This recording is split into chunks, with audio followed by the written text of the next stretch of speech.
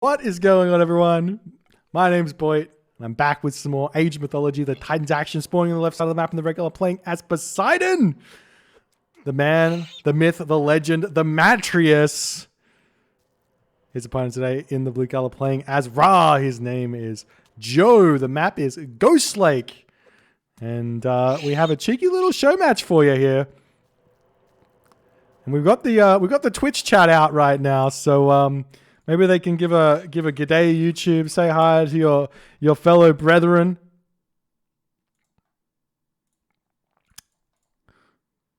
And we'll see how this game goes. That first game not going so well for Joe. Game number 2, we do have the Ra now on Ghost Lake. Ghost Lake, a very, very nice map for Ra indeed. Double gold mines in the base. Sometimes you get some very, very good town centers close to second gold mines as well.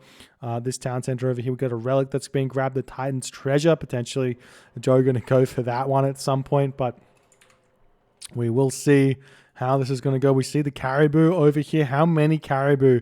We have 5. Oh, that's a ton of caribou here. This might be worth going for, to be honest. Going for a very, very fast classical age. Getting this town center, putting a granary over here. And then utilizing the goat in your base to advance to the next age could be a way to go.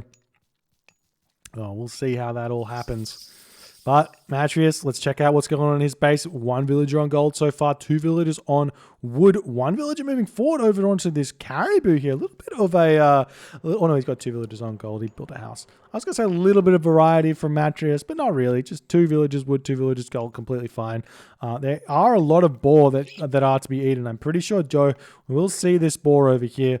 If we check the map out, there are 2 there. Hasn't been stolen by the lure as of yet because the lure has not been put down just yet. This is actually kind of smart from Matreiuss. Now, when you think about it, the strength of Ra is the archaic god power Rain, and that means that if Joe wants to use that early, he's not going to be eating his hunt. But that in turn means that Matreiuss can eat his hunt and then cast lure and steal 1,000 of Joe's hunt, basically guaranteed, just by holding off on using it. And not only that, he can then save that hunt for when Joe has that rock out, so he's not going to be worried about getting locusted and losing all of his villagers. So very, very interesting, smart play from Matreiuss here, as the lure does come down. Though he does still have this hunt over here that he's going to get potentially brought back to his home base. But look at this town center for Joe. Look at this town center for Joe. He didn't scout it. He missed it. And I guarantee you, if Joe spots this, he moves in. He grabs this town center at 4 minutes, 4:30. Wall here, hunts this, lives the dream. But it's looking like he's going for... it is looking like he's going for a little bit later of advance time. 9 villagers on food. Starting to put some villagers onto gold. Maybe a 4:45 here. Nothing really wrong with it. It's just a little bit slower. Matreiuss going for his standard 3:30 advance time. Just a little bit delayed. I don't think he got a Theseus out. No, he didn't. And where's the other relic on the map? We haven't seen it. There it is, as he just spots at the anvil of Hephaestus. The negative 10% armory and dwarven armory. Food, wood, gold. Upgrade cost reduction. That didn't make a whole bunch of sense, but... it is what it is. And we'll see how this is going to go. 50% through Hermes. Will he rush this up? I mean, you got to get this relic. This relic is just free money waiting to be grabbed. And we do see Dark coming through now for Joe. He's about 30 seconds behind. So we're going to put about 5 minutes. Very slow. No box being set up just yet. And we'll see if Joe's going to be going up for that town center or not. Either town center is good. This gold mine here is a little bit obnoxious. A little bit unfortunate. Is this one of those...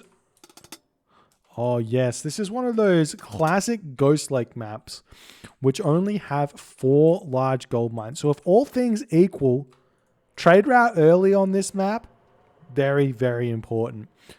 So maybe we'll see Joe go for that in this game or not.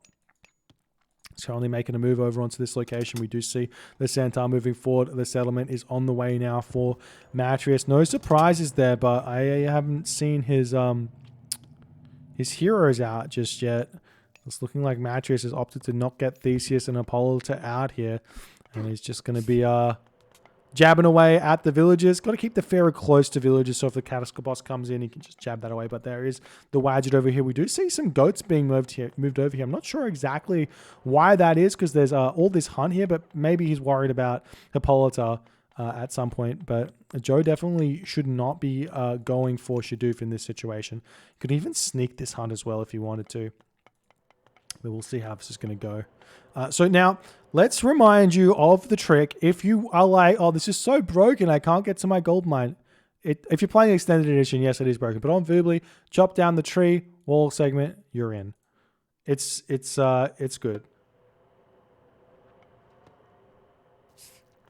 And now we see those walls coming up that I was talking about. We see the Wadget even going to be picking off some of these caribou so that Joe saves a little bit of gather time here. And we're going into a potential very, very boomy game here. Now, these are relatively back town centers, like I was talking about in that Blue Lagoon game, where I was like, this is kind of favorable for the Poseidon play, because those mercenaries just don't quite make it to the opponent's town center. You can't really push, you can only defend it. If you can only defend, then that allows the Poseidon player to building spam. And if they can building spam, then life is tough. Life is very tough. We do see the Centaur going to come in, try and get a little bit of a cheeky jab in here. Sniping a villager does not quite have the range, it seems like, to hit this villager over here. The Wadget is over here as well. You can utilize that sitting in here to get a little bit of damage done, and then heal him back up after the Centaur uses his special. And we will be seeing the Hippocon coming over here, making sure Joe's not sneaking a third talent center. Don't want to have to deal with that. But we will be seeing a very, very fast heroic age here, it looks like, for Joe. He's actually... Oh, has he got Shadoof? He does have Shadoof. So he is going for some farms. I'm surprised about this. Because, oh, he's out of goat. Oh, he brought his goat over here. Oh, this is so sad, Joe. So... the reason why this map is, this specific seed of this map is so good for the Ra player is that he can get to the heroic age without farming. If he can get to the heroic age without farming, getting there quickly, that means he can start up a brutal trade route coming from the back corner of his map over to here. Now you might say this is a tiny trade route, and you're like, yes, it is a tiny trade route, but you get the empowerment on it, and then you work your way out to this corner or this corner and fix that trade up later, and you just get such a huge boost to your economy that it's almost impossible to stop what's going to come your way, especially because of these large gold mine situations. And we just see the farms coming up very slowly. Joe's just going to go for a super economic heroic age here. Very, very high on the farm count, I think. Very, very, very big rain. He's moving over here, eating these goats as well. This gold mine's going to expire soon. No real defense on this situation here. He doesn't have crenellation, so the Hippocon can run if they so choose.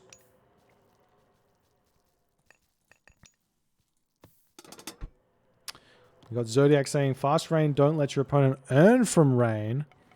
That's true. But your opponent on this specific map wouldn't be farming anyways. They've got caribou, they've got all this hunt, they've got their goats. By the time you're raining in about 9-10 minutes in the heroic age, maybe. You see the Pursuit just getting some good damage done as the Hippolyta coming in. The Migdol stronghold will be up. We see the Rock picking that one up before retreating away, and then that's going to be these units having to pull back here. Now the Migdol's up to secure this location. Gonna see some walls get thrown up here potentially as well. Camori now starting to come out for Joe. We see more farms coming up. I absolutely love this for Joe. He's gonna reign. He's in the heroic age. It's gonna be absolutely beautiful. Market now coming down. Potentially Joe going for a fast Titan here. He's got the secrets of the Titan, so the market in the base. I would love to see the market in this corner to start with, just because it's the best trade route you can possibly have without securing a corner of the map. But we will be seeing it going up in the home base. And we see the Rock going to be looking for some raids, sneaking down the bottom. The way you want to attack with the Rock to make sure your opponent doesn't see it with these walls is flying over forests. Because if the walls are up, they won't spot it. But if they are up, and you just see that Joe going to be dodging that wall there, I don't think Matreiuss will see the blue dot moving into his base, even if he's got his eyes glued on the minimap. We do see a little cheeky snipe here. Almost getting that Hippocon there, 40 HP remaining. Nice play from Joe. Just little cheeky love taps. We do see the rock coming in, potentially looking for a locust on the farms. We see the Pasukas dropping in, going to snipe villages very, very quickly here. We see the third town center coming up now for Matreiuss. As why kill the villagers with locusts when you can just kill them with the Pasukas? We'll be seeing that. Where's that Hippolyta gone? Not sure. Will Joe notice this? Will Joe notice this? He picks off a villager, going after a second villager. He's going to jump into this, and he's moving up. Big locust can come here. It's only 8 villages. I say only 8 villages, but Matreiuss notices that he's spreading his villages out. Doesn't want to get locust too fast. We see the Theseus coming in here. Joe moving up, drops the Pasukas. He doesn't quite get that kill over there on that villager. We do see the Theseus here dealing some good damage, and we do see them getting picked back up. Still no rain for Joe. Is he waiting for irrigation? Is that what's happening here? I don't see it. He doesn't have the resources for it, but he's got so many resources. I don't mean he doesn't have the resources for it. He hasn't spent the resources. He's trying to have more farms. This rain is going to be absolutely gigantic from Joe, as he's just going to get so much food. He's not going to know what to do with it. There's the shaft mine coming through for Joe as well. See these villages just getting destroyed. There's the shifting sands from Joe, pulling the Hippolyta in, allowing the Pasukas to do max damage, but he does lose one of those Pasukas. And now the cavalry coming in onto this location, hitting the gold mine. Joe at such an advantage here with these cavalry, as Matreiuss is not in the heroic age yet, not able to afford those juicy prodromus that he needs to deal with these cavalry. Meanwhile, Joe just happily sitting on these farms, still without raining, still waiting for that one there. We'll see how that's going to go. We see the Hippocon coming over here, going to be picking off some of these cavalry. Joe retreating away from this location here. We do see the villagers coming over here, but they are going to get thwarted by the Hippocon that are chilling on this location. Joe will turn around and start fighting this, but these are medium Hippocon. They're very strong. He will pick off a lot of these units. We see the rain coming in for Joe. Joe is researching his Skin of the Rhino, but it takes a long time to research so many villagers getting sniped over on this location. We see the cavalry taking down that wall there before moving over onto this location. And these Hippocon not all dying, but the villagers basically all getting picked off here, as Joe desperately trying to take this town center for himself here. That's a nice play from Matreiuss. Good return damage onto Joe's economy. We see 62 villages to 70 villages, but as we know, Ra bonus economy, it's really very, very close on the villager count due to the priest empowerment as well. So we'll see exactly how this game's going to go. The Hippocon pushing in. We've got heavy cavalry coming through. Quarry coming through as well for Joe, taking out these Hippocon very nicely. I don't know why Matreiuss is taking this fight. We see the heavy cavalry coming in. That's going to be a very, very solid indicator for Matreiuss to run away. And now we see Osiris coming through for Joe. He needs to think about getting up his next monument so we can get out the Desert Winds upgrade to make these cavalry move at lightning speed, at Desert Winds speed, if I must. But we are still seeing Joe holding on to Locust, which I do like the hold on to Locust, because it means he didn't waste his shifting sands, but he did use his shifting sands. But it's kind of a tough one, because he could use shifting sands on the siege towers, Locust on the siege towers, and kill off a town center or force a ceasefire or something like that. We'll see this rock flying overhead, checking out what's going on, sitting at the max range. And Joe can easily send these cavalry and push off gold here. We do see the Hippocon making a cheeky move over onto this location. The walls are not going to quite get up in time. Matreiuss just breaks through these walls, or makes his way in here. Skin of the Rhino, I think, has been researched now, though. So these villagers are a lot stronger than they otherwise would have been. Meanwhile, the cavalry hitting these villagers over here. Nice play from Joe. We see the Migdol Stronghold coming up, preventing these villagers from getting any walls up in this top corner. Nice play as well from Joe. Nice try from Matreiuss with the distraction over here, but he does get spotted up on the top side of the map here. These villagers getting sniped. Migdol Stronghold up. Going to secure the corner here for Joe, which is absolutely huge. We do see Dionysus coming through for Matreiuss.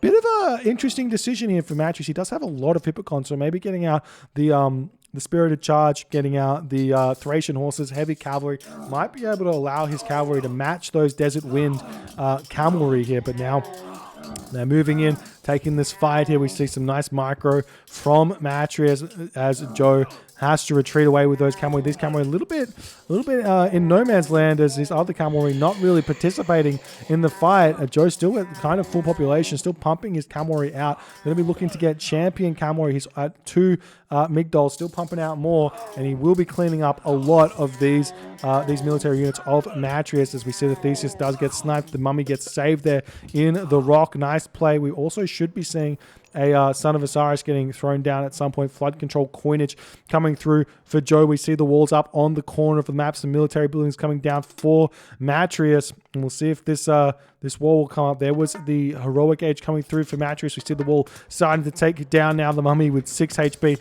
can start taking down. We'll see if the Mummy can use... save it! No. The Hydra walking away wants to keep that one alive for as long as he possibly can. We see this wall going to go down, and the Desert Winds still not through for Matreiuss, but Champion Cavalry does come in. Joe's got 40 favor, so he does have enough for that Desert Winds. I think it's 40 favor, is it? Yeah, 40 favor for that one. So we can think about upgrading that one if he so chooses.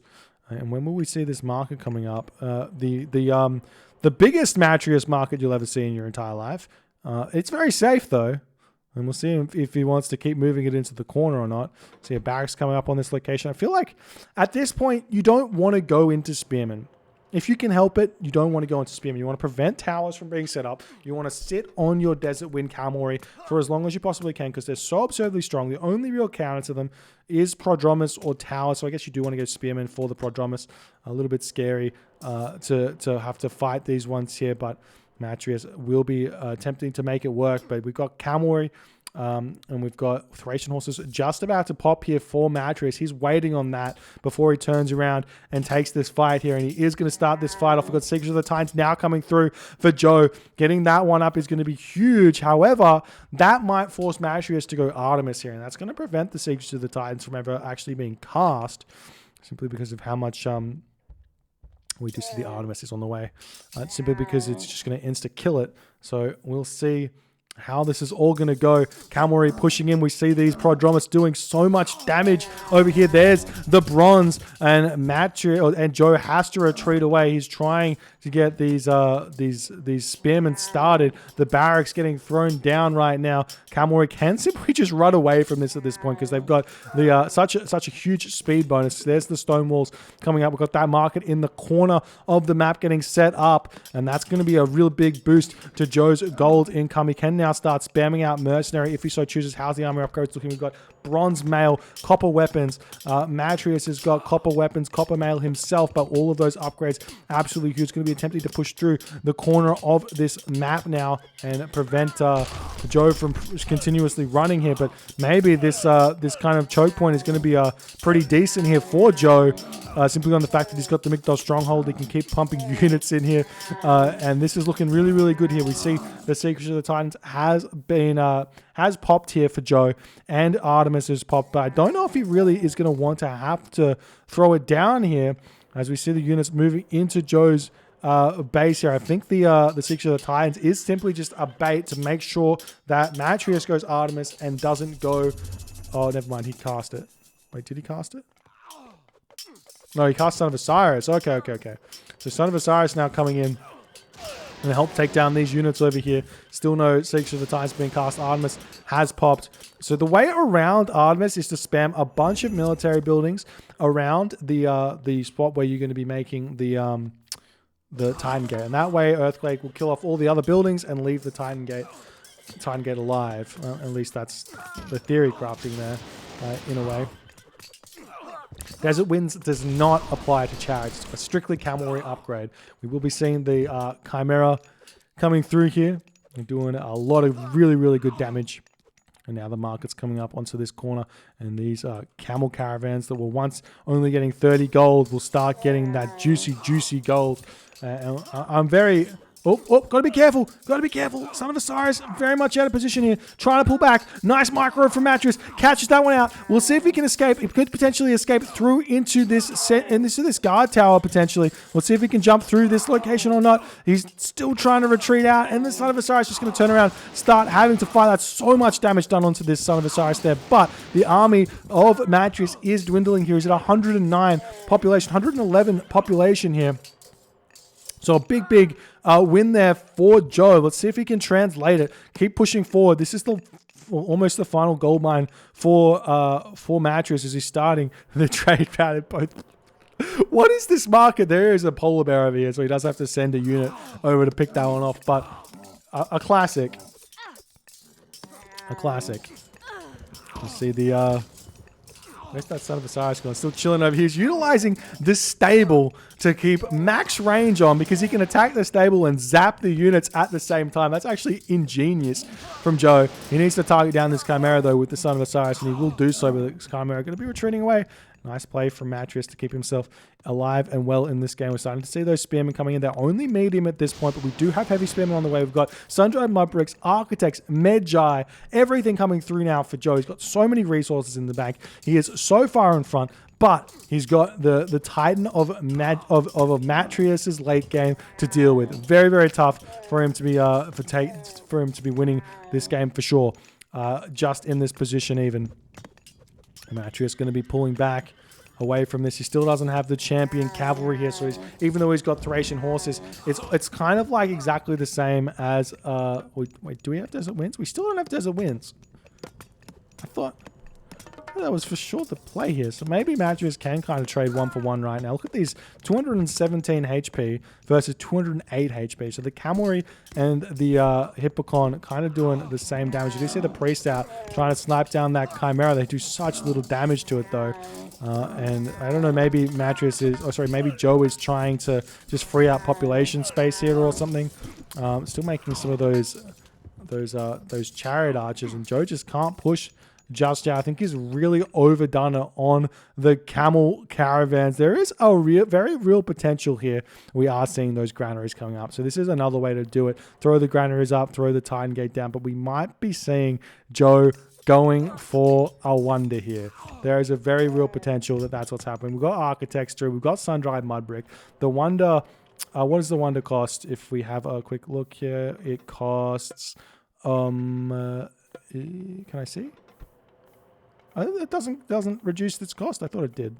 The sun-dried mud brick would reduce the cost. But now we can start seeing the mercenary coming in with the fortress coming up in this location over here. There's the Titan Gate coming up into this spot. There's got the 2 Pegasus over on this location. Going to be attempting to throw that one down. And Matreiuss decides in that moment that the game is lost. Taps out. GG. I mean, I would have liked to see Matreiuss keep playing here. And he said, oh my god, I clicked Earthquake instead of Titan.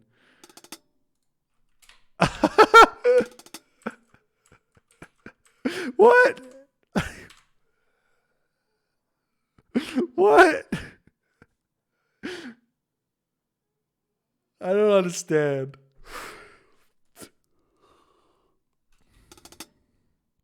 Couldn't stop the click. Oh, I know that feel. So what happens is, right, if I can click here, click on this. No, I can't see what they are. So if you click on the earth, if you click on a god power and then you left click and hold it down, you can't unclick it. There's no way to not cast the god power. But what you could do is hit right over here and then have it click over like this. So use your mouse keys or whatever, or whatever to move over, and then click and then have that cast onto this location is one way you can get around it.